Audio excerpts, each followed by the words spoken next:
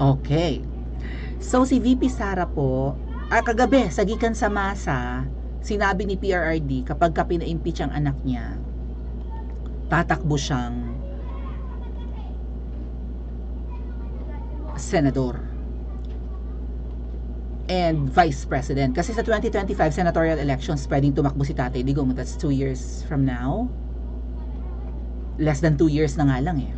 Right? Yeah. Eto, share ko sa inyo itong post na ito. And tinanong si VP Sara kanina ng media kung ano yung magiging reaction niya doon sa pananakot din na nanggigimbal na rin si PRRD eh. 'Di ba ang message ni PRRD ay sige, subukan niyo i-impeach ang anak ko nang ako'y tumakbong senador and then vice president. Go, go, go PRRD, kahit walang impeachment po, suportahan ka namin. Ito po yung pahayag ni PRRD. So ito na ba ang Duterte tandem? Hindi kaya. Ganda yan, di ba? Duterte. Naku, lalong manggagalaiti ang mga ang mga tambaloslos, tambaahas, tambakulaw, pinklawan, hello. Alam mo, ito sabi ay, ex-President Duterte to run for VP or Senator if daughter impeached, Sara Duterte to support his candidacy. Ito yung pahayag ni PRRD kagabi sa gikan sa masa. With Pastor Kiboloy, alam mo, pag ginawa nyo yan, yung impeachment, babalik ako sa politika, mapilitan ako. Either I run for senator or I will run for vice president maski matanda na ako. Come 2028, si PRRD ay ilang taon na? 80? Mahigit na, no? Baka 80 na siya, so ngayon pa nga lang mahina na katawan, 70 plus na si PRRD eh. Do not lose anything. I do not lose anything. I'm retired, pero pagdating niya na buhay pa ako, sana nga po hanggang 100 years pa, talunin mo PRRD si Enrile, pausap na sa edad. No? Ginopo. Palakasin niyo pa po ang katawan ng aming dating presidente at ang presidente ngayon. Ayan. Pagdating niya na buhay pa ako, pag wala pa akong demensya, tatakbo akong vice president. Kung si Inday ang presidente, okay lang. Woohoo! Woohoo! Ngayon pa lang gusto ko na mag-celebrate mga ate at kuya. Hinting that a Duterte tandem in the 2028 national elections could be imminent. OMG, hindi na mapigil-pigil. Vice President Sara Duterte on Tuesday assured that their family will fully support the former chief executive's political plans. Itong pahayag ni VP Sara nasa video ito. Kung ano man iyong desisyon ni Pangulong Duterte ay buo ang suporta ng pamilya sa kanya, just like kung ano man yung desisyon din namin ng mga anak regarding sa politika. Thanks, Mami Nova P. Buo din ang suporta ng pamilya sa amin. Ganon din ang suporta namin sa desisyon ni Pangulong Duterte. Whatever political, plans ni PRRD come 2025 and 2028, suportado ni VP Sara. So mukhang imminent na nga po itong Duterte tandem, mukhang push na. Ang makakapagpigil lang nito ay kung may mangyaring masama sa ating dating Pangulo at sana'y wala naman, di ba? I don't know kung ano ang magiging plot twist sa mga susunod na taon para hindi matuloy ang Duterte tandem, pero yan po ang pinakamagandang tandem. Right? And then, pag biglang bumaba si VP Sara, say nanalo si VP Sara, nanalong Pangulo, tapos panalong vice naman si Tatay Digong, sadya ni VP Sarang bumaba bilang presidente ulit natin si Tatay Digong. Di ba ganun yun? Pagka may nangyari sa presidente, say naimbalido, namatay, na aksidente, or ayaw na, nag-quit, nag-resign, nasipa, ang papalit vice president.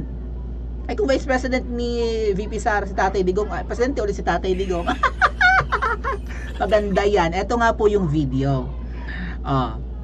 Vice President, we ask for your reaction lang po sa sinabi po ni dating Pangulong Duterte kagabi na kapag pinatalsik po kayo ay mapipilitan po siyang tumakbo sa... Tingnan niyo yung mga ngiti-ngiti ni VP Sara. Ito yung sinasabi ko kanina na tinanong din siya dito sa moment na ito kung ano ang masasabi niya sa video na nagtitrending ngayon na inisnab niya si Martin. Kaya siguro hindi pa matapos-tapos yung ngiti ni VP Sara. Sabi niya, may mga maangan si VP Sara dyan eh. Hindi ako sure kung pagkatapos nitong tanong, saka itinanong yon or naunang itanong sa kanya. Pero most probably naunang itanong sa kanya itong nagva-viral na video na inisnab niya si Tamba. Kaya hindi pa maalis-alis sa mukha niya yung ngiti niya. Pangiti-ngiti pa rin si VP Sara. Oh, sabi niya, ang sagot kasi niya doon sa video, sa trending na video, ay meron ba? Wala akong napanood. Dinay-dinay ang ating pangalawang pangulo. Okay, let's listen. Pilitan po siyang tumakbo sa 2028 Kaya daw pangiti-ngiti pa. bilang Vice President or sa 2025 bilang Senator. Kung ano man yung desisyon ni Pangulong Duterte ay buo ang suporta ng pamilya sa kanya. Just like kung ano man yung mga desisyon namin ng mga anak regarding sa politika, buo din yung suporta ng pamilya sa amin. Ganun din ang suporta namin sa desisyon ni Pangulong Duterte. Ayun, yun yung video. Oh. Ayan. Ay, thanks Ate Ruthie. Really appreciate it. Okay. So, actually, kahit na hindi ma-impeach si VP Sara, teka lang ha. Pangiti-ngiti pa yan siya eh. Nagpipigil lang ng ngiti kasi may naunang tanong kanina. Ayan. Yeah. Yeah, agree ba kayo sa akin? Kahit na hindi ma-impeach si VP Sara or hindi atakihin ni Tamba at ng kampo niya, takbo na PRRD. Suportado ka ng anak mo, Pinalalabas nung nakagat ng aso, may bangayan pa rin daw ang mag-ama. Kung ano man ang bangayan nila, political aspect lang ng kanilang buhay yun. Kung ano man yung conflict between VP Sara and his father, about politics lang yun. Hindi kasama doon yung ibang aspeto ng kanilang buhay.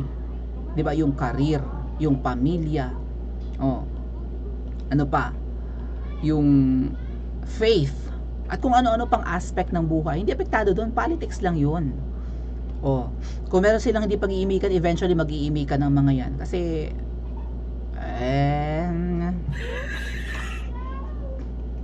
nagpapahayag ng support si Senadora Amy nga puro deny lang. 'Di ba? Pero halatang-halata mo naman talaga na pinagtatakpan itong mag-ama nagpapahayag ng support sa bawat isa.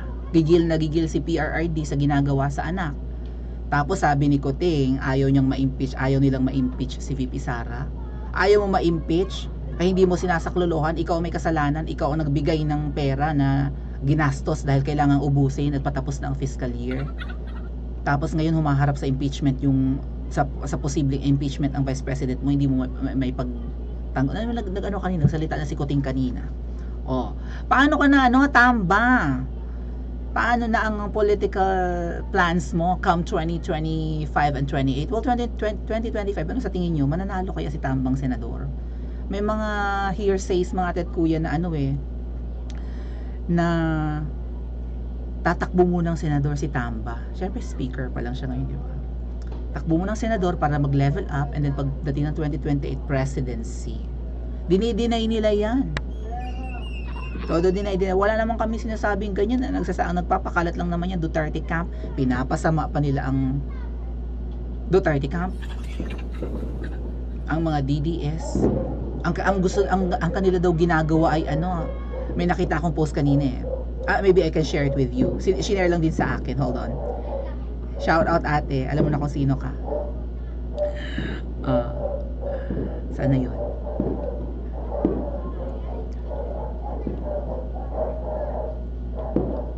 Hindi mapalaki pero ito kung ano man yung may mga pa-fireworks thing so yung libreng sakay ng OVP balak daw gayahin ni Tamba kasi parang may cart dito si Tamba, di ko alam kung anong cart yan, kung medical assistance cart kineme or food cart ba yan or libreng sakay din yan kasi may may welga ngayon, di ba? Pero tingnan niyo po yung difference nga naman ng photo. Yung kay VP Sara na libreng sakay ang nakalagay Office of the Vice President, OVP. Kung ano man yung project ng yan at itutuloy ng mga susunod na Vice President, walang mukha si VP Sara at walang pangalan. Kundi OVP, opisina. Ang kay Tamba may initials MR.